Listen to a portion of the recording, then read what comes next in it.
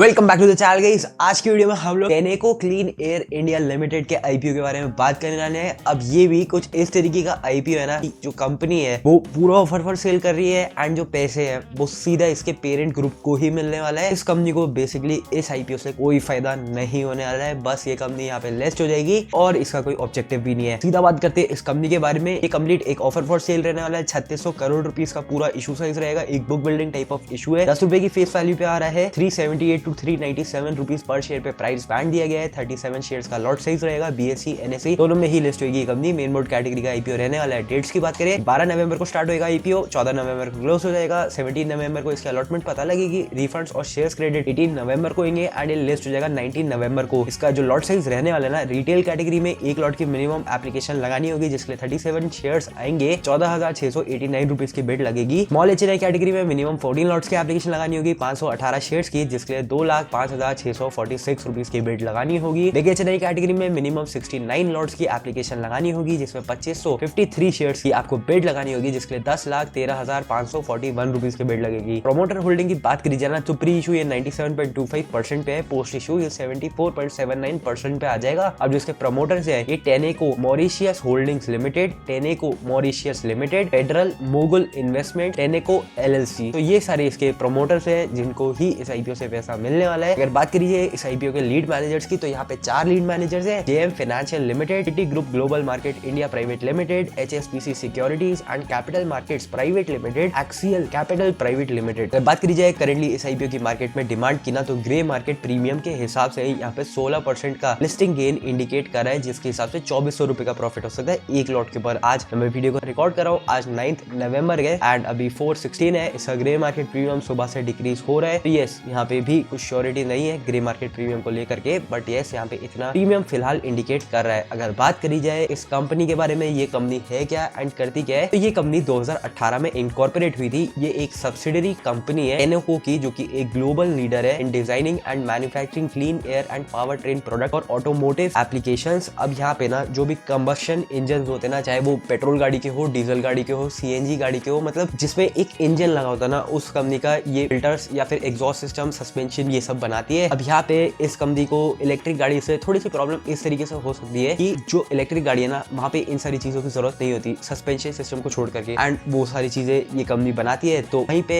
इस कंपनी का थोड़ा सा मेरे को लग रहा है कि कुछ फर्क आ सकता है। ये अगर आप देखें तो ये company advance exhaust after treatment systems, DPF filters, इसको डीजल पार्टिकुलेट फिल्टर्स बोलते हैं, mufflers, exhaust pipe, catalytic converters, ये सारी चीजें मैन्युफैक्चर करती है। उसके साथ ही ये जो अलग अलग इंडियन गवर्नमेंट के एम्बिशन नॉर्म्स होते हैं ना, जैसे BS4, BS3, BS6 जो आते रहते हैं, तो उसके हिसाब से भी इनको अपने अपने प्रोडक्ट्स की जो मैन्युफैक्चरिंग है वो चेंज करते रहनी पड़ती है। एंड जैसे कि आप अलग अलग डीजल इंजन में आज के टाइम में देखिए ना, तो ये डीजल पर्टिकुलर फिल्टर, ये चीज आने लग गई है काफी सारी गाड़ियों में। तो यस, ये अलग अलग जो भारत स्टेज 4, 6 होते हैं ना, इसके नॉर्म्स होते हैं, तो उसको ही इसे कंप्लाई करना पड़ता है। एंड उसके साथ ही जो OEM मैन्युफैक्चरर होता है ना, मतलब जो गाड़ी को मैन्युफैक्चर करता है, ये कंपनीज उन कंपनीज का साथ काम करती है एंड उस हिसाब से ही अपने प्रोडक्ट्स को डिजाइन और मैन्युफैक्चर करती है। इस कंपनी की जो मैन्युफैक्चरिंग फैसिलिटी है स्ट्रेटेजिकली लोकेटेड है across India to support OEMs and Tier 1 customers. It emphasizes sustainability, innovation and compliance with environmental regulations through advanced R&D and engineering capabilities. As of 31 मार्च 2025 इसके 12 manufacturing facility हैं पूरे India में, जिसमें 7 clean air and power train solution facility है और जो 5 है वो एडवांस राइड टेक्नोलॉजी फैसिलिटीज है। अब ये जो एडवांस राइड टेक्नोलॉजी फैसिलिटीज है ना, इसी के अंडर जो सस्पेंशन फोक मैं आपको बता रहा था, वो सारी चीजें आती है। उसके साथ ही across 7 states and 1 union territories इनकी जो मैन्युफैक्चरिंग फैसिलिटी है ये फैली हुई है। अब अगर आप इनके वेबसाइट या फिर जो भी मैंने अभी इमेजेस डिस्प्ले करी होंगे, उस हिसाब से आपको समझ आया होगा ये कंपनी करती क्या है एंड है क्या। एंड ऐसी चीजें ना हर कोई कंपनी मैन्युफैक्चर कर भी नहीं सकता है, बट इस कंपनी ने अपने कई सारे ईयर्स को आइडेंटिफाई कर रखा है, तो उसके बारे में भी हम बात करेंगे। बट अब बात करते हैं सीधा इसके फाइनेंशियल्स के बारे में। 2023 में इस कंपनी का जो रेवेन्यू था ये 4,886 करोड़ पे था। 2024 में बढ़कर के 5,537 करोड़ पे आया एंड 2025 में ये 11% से डिक्रीज हो गया, 4,931 करोड़ पे आ चुका है। उसके साथ ही अगर पैट की बात करी जाए तो 2023 में 381 करोड़ पे था, 2024 में 416 करोड़ पे था एंड 2025 में बढ़ करके 553 करोड़ पे आ चुका है। बोरिंग्स की बात करी जाए तो ये नेट जीरो बोरिंग्स पे है, कोई इसकी बोरिंग है ही नहीं इस कंपनी की, डेट टू इक्विटी कुछ भी नहीं है यहाँ पे। रिटर्न ऑन इक्विटी की बात करी जाए तो 42.65% पे है, रिटर्न ऑन कैपिटल एम्प्लॉयड 56.78% पे है। ये 16,000 करोड़ के मार्केट कैप में अपने आपको लेके आ रहे हैं। 11.31% का यहाँ पे पैट मार्जिन है एंड 12.77 के प्राइस टू बुक में कंपनी अपने आपको लेके आ रही है। आईपीओ जो इसका ईपीएस है ये 13.71 है, पोस्ट आईपीओ 16.66 पे आ जाएगा। प्री आईपीओ जो इसका पी है 28.97 है, पोस्ट आईपीओ 3.83 पे आ जाएगा। अब अगर आप इसके प्रोडक्ट्स को देखते हैं तो इस कंपनी ने अपने प्रोडक्ट्स को भी डिवीजन इसका कर रखा है, मतलब हमें बता रखा है कि किस हिसाब से यहाँ पे प्रोडक्ट्स का बाइफर्केशन है एंड उसके हिसाब से यहाँ पे प्रोडक्ट के बेसिस में रेवेन्यू बाइफर्केशन के बारे में भी बता रखा है। तो जो रेवेन्यू बाइफर्केशन है उसके बारे में तो मैं अभी आता हूँ, बट जो प्रोडक्ट बाइफर्केशन है, clean air and power train solution division इनका अलग है। इसमें clean air solutions and power train solutions ये कंपनी बनाती है। एडवांस राइड टेक्नोलॉजीज में ये company design, manufacture and sell करती है shock absorber, struts and advance suspension systems को। इस कंपनी के एज ऑफ 31 मार्च 2025 145 एम्प्लॉइज हैं जो कि इनके design, engineering and R&D department में। तो उस हिसाब से अगर आप देखेंगे तो कंपनीज के जो मेन एम्प्लॉइज हैं वो बहुत काफी कम है, बट जो मैन्युफैक्चरिंग में ओवरऑल एम्प्लॉइज लगते होंगे वो ज्यादा ही होंगे यहाँ पे। बट अगर आप बात करिए जो मैंने अभी रेवेन्यू बाइफर्केशन की बात करी थी ना, तो clean air and power train solution से इस कंपनी का 57.51% रेवेन्यू आता है, मतलब 2025 के साल में आया है। एंड जब एडवांस राइड टेक्नोलॉजीज को आप देखते हैं तो यहाँ से 42.49% रेवेन्यू आया है। उसके साथ ही अगर आप इसकी दूसरी चीजें क्योंकि आफ्टर मार्केट प्रोडक्ट्स को देखते हैं तो उससे 4.88% रेवेन्यू आया है। इंडस्ट्रियल या फिर जो अदर एप्लीकेशन में इनके प्रोडक्ट्स यूज होते हैं उससे 6.11% रेवेन्यू आया है। पीवी से 63.87% रेवेन्यू आया है एंड सीवी से 22.76% रेवेन्यू आया है। अगर आप इसके अदर ऑपरेटिंग इनकम में 2.38% रेवेन्यू का यहाँ पे इंडिकेट कर रखा है। टॉप 10 कस्टमर से इस कंपनी का 81.54% रेवेन्यू आता है एंड अदर कस्टमर से 18.46% रेवेन्यू आता है। बाकी अगर इस कंपनी के डोमेस्टिक एंड एक्सपोर्ट्स बाइफर्केशन भी यहाँ पे देख रखा है तो डोमेस्टिकली इस कंपनी का 93.61% रेवेन्यू आता है एंड एक्सपोर्ट मार्केट से 5.97% रेवेन्यू आता है। तो ये कुछ इसका रेवेन्यू स्प्लिट है एंड ओवरऑल आप देख सकते हैं कि कंपनी किस बेसिस में काम कर रही है। एंड मेजर यहाँ पे कस्टमर्स ही गाइस जो भी मेन कंपनीज होती है ना, जैसे मारुति हो गई या फिर अलग अलग जो कार ब्रांड्स हैं वही सारे मेन कस्टमर्स होते हैं। एंड आपको पता ही है भाई इंडिया में कितने सारे ऐसी कंपनीज हैं जो कि अपनी मैन्युफैक्चरिंग करती है, तो वो तो भाई फिंगर्स में आप काउंट कर सकते हैं। तो उस बेसिस में यहाँ पे टॉप 10 कस्टमर से 81% मतलब मैक्सिमम रेवेन्यू टॉप 10 कस्टमर से ही आता है। इतने बड़े साइज की कंपनी, अब आपने ऐसी चीजें जनरली एक एसएमई कंपनी में देखी होंगी जहाँ पे मैक्सिमम रेवेन्यू काफी छोटे साइज ऑफ कस्टमर से आता है, बट यहाँ पे भी सेम ही चीज है बिकॉज जो मार्केट है मतलब जो प्रोडक्ट्स है जो कस्टमर्स है इस कंपनी के वो ही कम है, इसके अलावा और बाय करेगा भी कौन ये सारी चीजें। बाकी जो इस कंपनी ने अपने पीयर्स को आइडेंटिफाई कर रखा है ना, तो आप अभी देख सकते हैं यहाँ पे 8 पीयर्स आइडेंटिफाइड है जिसमें बॉश, शिमकेन India, SKF India, ZF commercial vehicle control system India, Sharda motor industries, Gabriel India, Uno Minda, Sona, BLW, precision forging. अब EPS बेसिस में आप देखेंगे तो यहाँ पे बहुत सारी कंपनीज है जो कि इससे बहुत बेटर कर रही है। P कई सारी कंपनीज है जो कि सिमिलर रेंज में ही लिस्टेड है ऑलरेडी एंड जो कि काफी ज्यादा एक्सपेंसिव में भी करेंटली अवेलेबल है। तो उस हिसाब से आप देख सकते हैं भाई यहाँ जो मार्केट है वो बहुत ज्यादा क्राउडेड है। तो उस बेसिस में जो पर्टिकुलर OEM है, अब जो आपको एक मारुति से कॉन्ट्रैक्ट मिल गया है, मारुति